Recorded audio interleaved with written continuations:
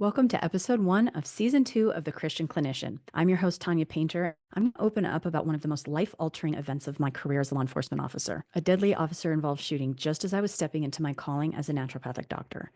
Despite years of medical training and a deep understanding of the human body, nothing could pull me out of the anxiety, the nightmares, the fight or flight until I returned to the one place I didn't think to look: the Bible.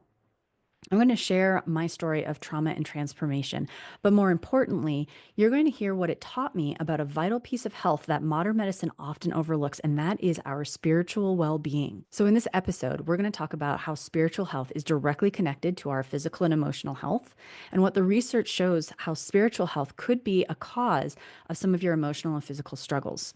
There is a ton of research showing how prayer, worship, and faith practices directly impacts your brain, your hormones, and your overall health. Finally, we're going to talk about practical steps for integrating your faith into your healing journey. Hopefully, this episode will challenge you, inspire you, and maybe even bring you an aha moment you didn't even know you were looking for.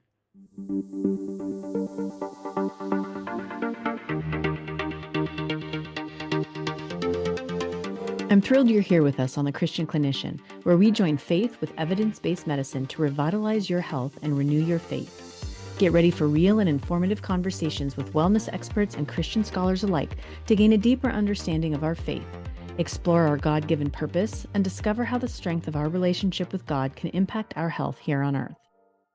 So, welcome to episode 1 of this season. So, allow me to do a more formal introduction of myself than I've done in previous seasons. My name is Dr. Tanya Paynter. I am a graduate of the University of Washington with a Bachelor of Science in Cellular and Molecular Biology and a minor in inorganic chemistry. In 2012, I went to Bastyr University and got my doctorate of naturopathic medicine. And in 2025, I got a master's in applied Christian apologetics from Colorado Christian University. In 2019, I began Psalm Medical, and because of my testimony, I began to understand how often spiritual health is overlooked in patient care. I began researching and advocating for a model that invites God into the healing journey, not just as a supportive concept, but as a central part of restoring health. And that led to the creation of the Christian Women's Health Fellowship, my newest program set to launch in summer of 2025, where women will find healing through a combination of naturopathic medicine and spiritual health support through a deepened relationship with God. So I've known that I've wanted to be a doctor since I was in the 4th grade. My entire high school and college career was leading me to the path of becoming a doctor. So after I graduated from the University of Washington on the pre-med track, I promptly went on to become a police officer. Yeah, don't ask. That's a story in and of itself. Anywho, I patrolled the streets of Spokane County for almost a decade before finally deciding it was time to go to med school. After med school, I came back to work patrol while finishing my boards and applying for my license. And wouldn't you know, after a decade on patrol, just before I was ready to transition into my new career as a naturopathic doctor, I was faced with the situation every police officer dreads will happen. I was involved in an officer-involved shooting. Now, I'm not going to go into details, but the short version is a man came at me and my partner with a knife. And my partner and I were unharmed, but unfortunately, the man didn't survive. So here I was, fresh out of medical school, where we learned to make people's lives better. And I was faced with the situation of being involved in the death of someone. And that shook me to my core. I struggled deeply with this. I developed intense anxiety. I couldn't eat. I couldn't sleep. I had constant nightmares of that day replaying over and over and over again. And it wasn't just when I was asleep, it had happened during the day too. So I went to counseling, I did all the things, nothing worked. I was stuck in fight or flight and I couldn't see a way out. Then one day, a couple months after this, out of desperation for something to work, I reached for my Bible. I hadn't done that for a long time, actually. I'd kind of drifted away from my religion. I hadn't spoken to God in a while. But one of the things that I realized was really bothering me was that I felt that I was in violation of one of the commandments that says, "Thou shalt not kill." And you know what happened as I started to read through the Bible and interact with God a little bit more? I started to sleep. I actually slept a deep, dreamless, peaceful sleep for the first time in over 2 months. So you better believe every day after that, I was in my Bible praying that Jesus would deliver me from my fear, my anxiety. I sought forgiveness, I sought peace, and I finally found it. It took me a while, but I was finally able to get back onto patrol and continue working. That was probably the first seed that started planting about how our spiritual health might have a significant impact on our physical health. Here I am a decade later, and I have realized how integrated our body and soul are, not just from a doctor physical standpoint, but in scripture as well. Genesis 1:27 says that humans are made in God's image, and Genesis 2:7 reveals the order in which humans were created. Our physical body was first created out of dust, and it didn't become living until God breathed his spirit into it. So this tells us that humans are both spiritual beings and have been united with a physical body. We are both. Multiple verses address the idea that after the death of the current physical body, the spirit will return to God and receive a heavenly body. So 1 Corinthians 15:44, Job 19:25 and 26, Ecclesiastes 12:7, Philippians 3:20, 21. I can go on, but given the understanding of who we are, it follows that in order to successfully treat our body, we also need to be treating our soul. So, what affects the soul affects our body. So, let's define what soul is. Soul is generally thought to be our consciousness. I've heard a mind used in place of soul. It is the essential being of us. So, we have our spirit, we have our soul, our consciousness, our mind, and we have our physical body. However, when the soul is damaged, the body suffers, and that's what happened with me. The true damage, I was not injured, but morally and emotionally, my soul was damaged and my physical body refused to eat, refused to sleep. I was starting to see things. I couldn't stop thinking about that situation over and over again. When we're under emotional stress, our cortisol release is really, really high, and that is what was interfering with my body's physical ability to do all the things that I should be doing to live. Right? I couldn't eat. When our stress is high, cortisol will suppress our appetite. It also increases our blood sugar because if we're in fight or flight, our body says, "Oh, we need to have a lot more, blood sugar so that we can run away from whatever the scary thing is that is pursuing us." Well, unfortunately for me, it was an emotional scary thing. It was not a physical scary thing. But my blood pressure would have been, or blood sugar would have been elevated. My blood pressure is elevated. Cortisol increases our blood pressure. It interferes with sleep. It keeps us more alert, more awake so that we can protect ourselves. That's part of the purpose of cortisol. So you might have experienced this when you're under, a lot of stress and you can't really sleep, but you don't really feel tired and you're go, go, go. I hear this a lot with loved ones who are in, the hospital or something, some emergency is happening, and they can go like a week without feeling like they are tired. They're able to get everything done. And then as soon as they finish, they crash, right? That cortisol is withdrawn and the body just shuts down. So we have a very strong emotional or physical reaction to emotions and stress. And in fact, it can be so bad that death can actually result. So there is a syndrome. The technical name is Takotsubo cardiomyopathy, but it's also known as broken heart syndrome. So this is perhaps the best example of how our soul, our consciousness, our mind can actually cause damage to our body. So broken heart syndrome is associated with emotional or psychological events that ultimately lead to heart failure and death. It was given this name of broken heart syndrome because it was often seen in patients experiencing grief from loss of a loved one. And in many cases, prior to that, the individuals were considered healthy. Even when they were going through this, they had healthy EKGs, everything looked normal. There was no explainable physical reason they ended up dying. So the ultimate explanation ended up pointing to an emotional event that damaged the soul, in these cases, grief, and resulted in death of the physical body. And these patients actually died. There was nothing a doctor could do because there was nothing physically wrong with them until their heart failed. So this illustrates the damage that the damage to the human soul, it's not a small thing and can have huge impacts on our physical health. So let me just do a quick run through of some of the spiritual practices that have been shown to have a positive influence on our health. So there was a study that showed that people who prayed daily were 40% less likely to have high blood pressure. That's a significant amount. Religious people who were regularly practicing a religious faith, were less likely to have chronic pain and fatigue, while those who were spiritual but not affiliated with regular worship attendance or a particular religion were more likely to have chronic pain and fatigue. Very interesting.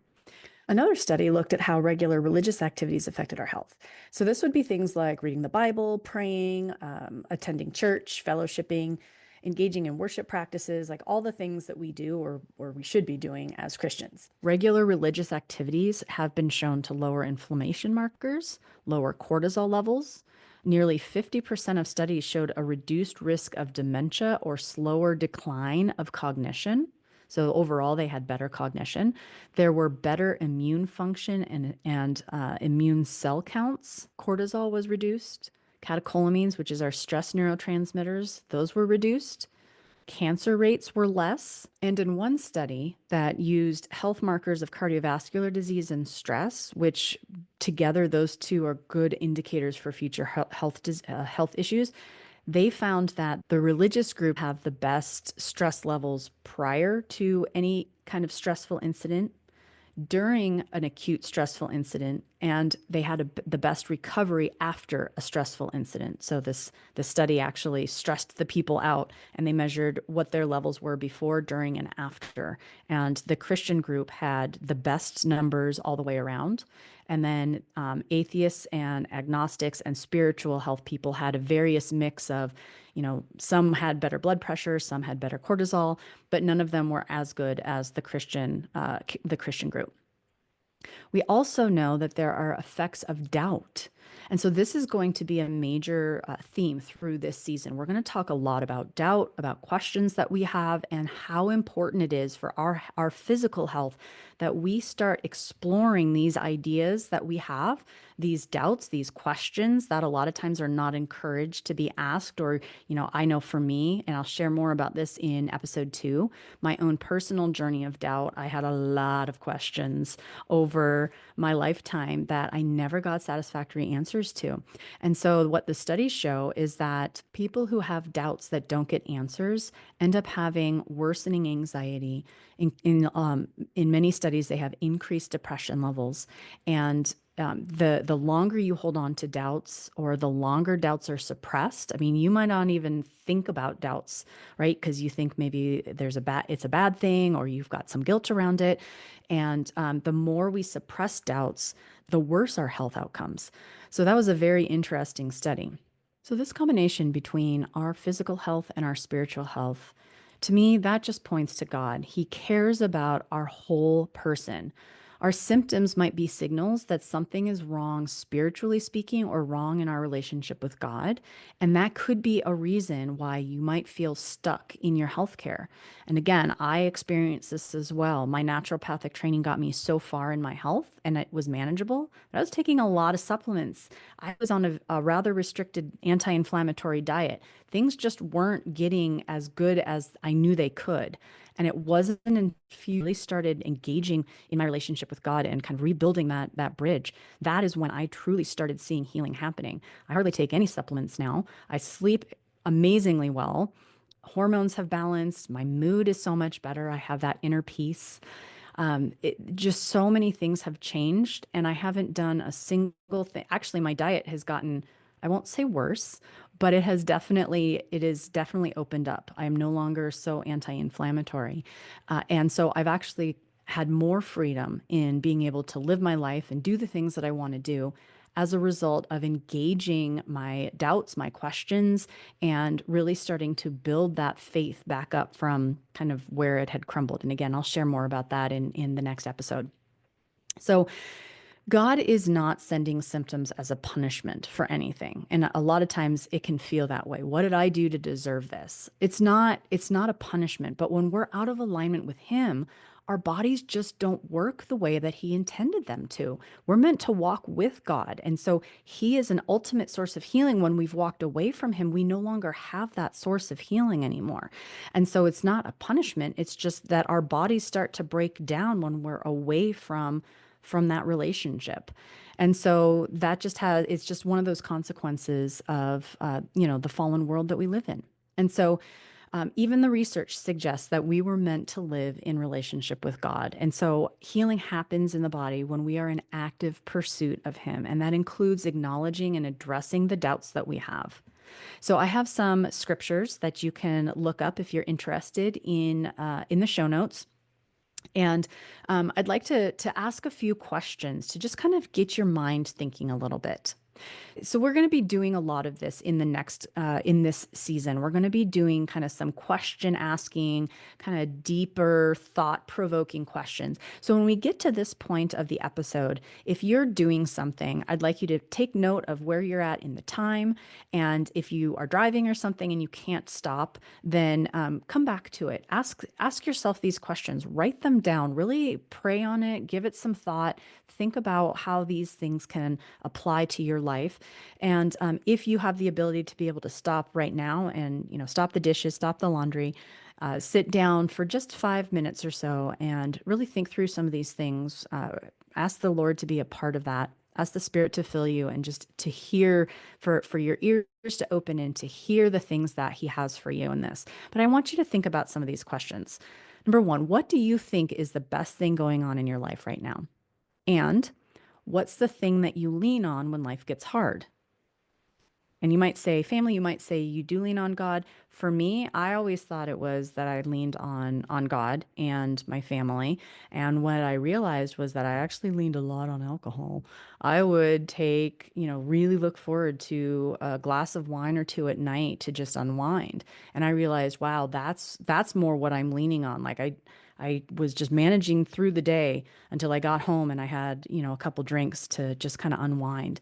That had become an idol in my life that I didn't even realize had snuck in there. So sometimes when we sit to think about things like what do you do to unwind? What do you really look forward to at the end of the day? If it's sitting on your phone, perhaps that's an issue. If it's that glass of wine or two, there's nothing wrong with a glass of wine, but when that's the thing that you look forward to relax and it's not the Lord, that might be a problem. What role would you say that faith plays in your life? Is it a major role? Is it a minor role? Is it not as big as you would like it to be because you just don't have time to sit with God in the morning or at nighttime because you just got all the things to do? I've been there, done that as well. What do you truly believe deep in your heart? Do you so this is like the question, right? I laugh because when I asked myself this, I didn't ever want to go there. And here's the thing, like God knows our heart. He knows what we're thinking, even if we refuse to admit it to ourselves. So the only person that we're fooling is us, and that keeps that block in place between us and God. So if you feel, I mean, and for me, it was what I truly believed in my heart. I didn't believe that God answered prayers. I really didn't. I didn't necessarily believe that the Bible was actually the Word of God. I just kind of thought it was like a bunch of stories that were meant to teach us lessons.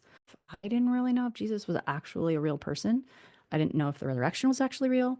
I don't think I even really truly believed in miracles. And you might be sitting here thinking, oh my goodness, and this person called herself a Christian? I did.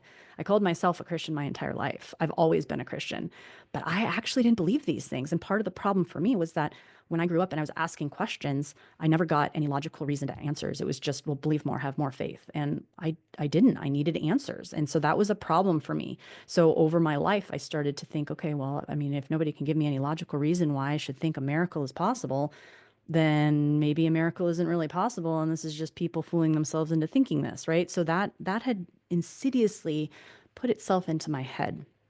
So that was what I truly believed deep in my heart. It's not what I believe anymore.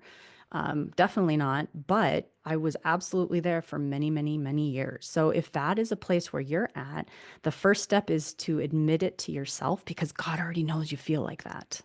And the last question, how would you describe your journey with God up to this point in your life? If you've had a relationship with him for a while, how would you rate that? How much effort do you put into that relationship? Or if you don't really have a relationship with him, how do you think developing that relationship could change your outlook, your health, your physical symptoms, your emotional symptoms, your relationships with other people? What do you truly feel about the changes that can occur if you do start to prioritize God and dedicate time to building a relationship with Him? These are some hard questions. We're just diving right in, right? This season is all about exploring our beliefs and why we believe them. If you open up some cans of worms and you need someone to talk it out with, my email is in the show notes. Feel free to send me a message. You can leave a comment for me. I am absolutely I am so excited to share the things that I've learned. I am more than happy to field your questions and answer anything that might come up for you.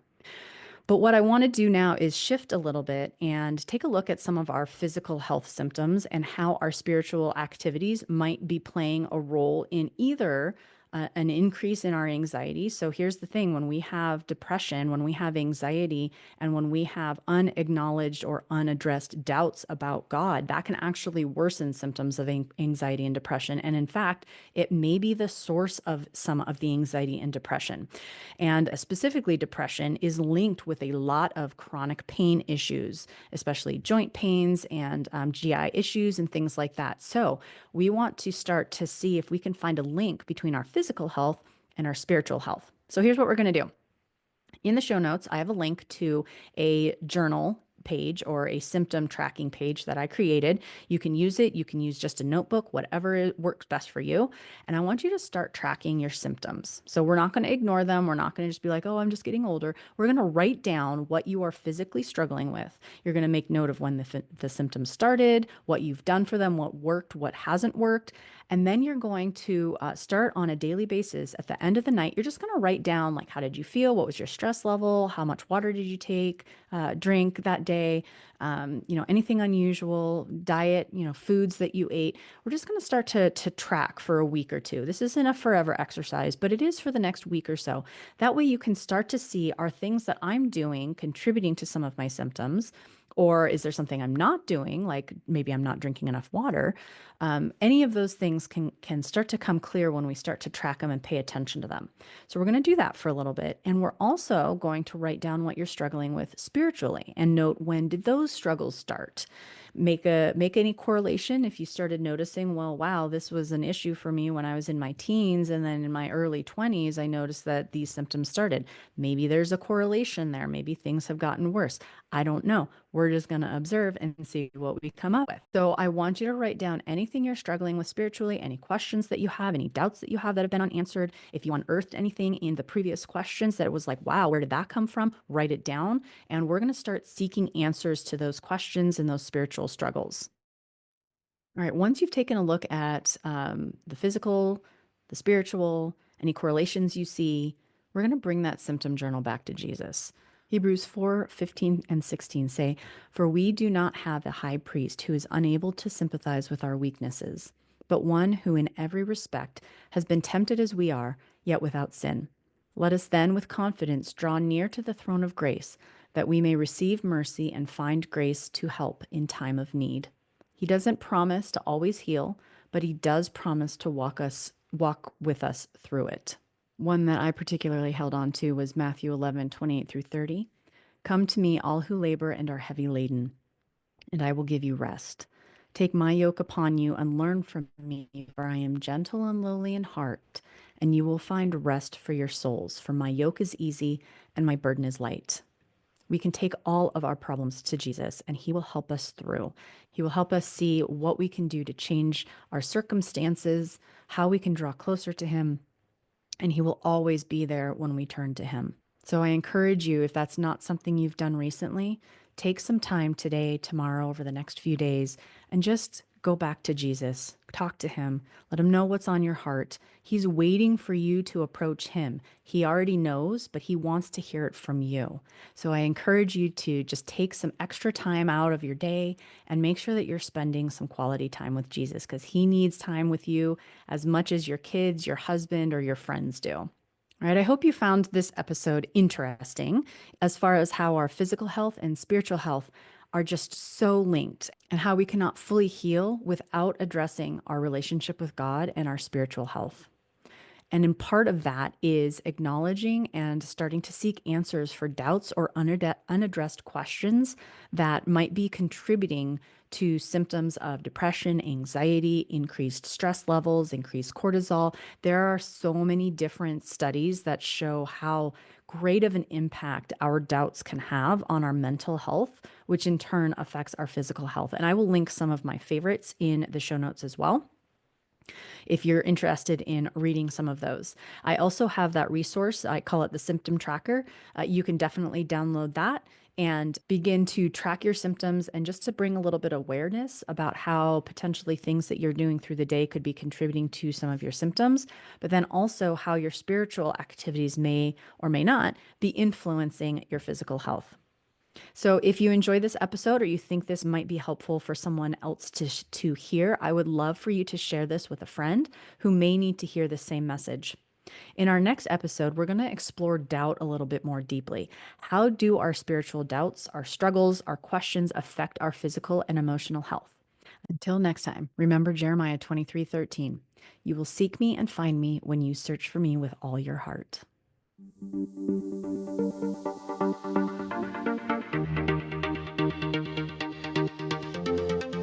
Thank you for listening to our podcast. Please subscribe for more topics like this, where we focus on bringing our faith and health together for a whole you. If you have questions around your health or your faith, including doubts and struggles with what you've been taught about God, we'd love to have you send us an email at support@psalmmedical.com.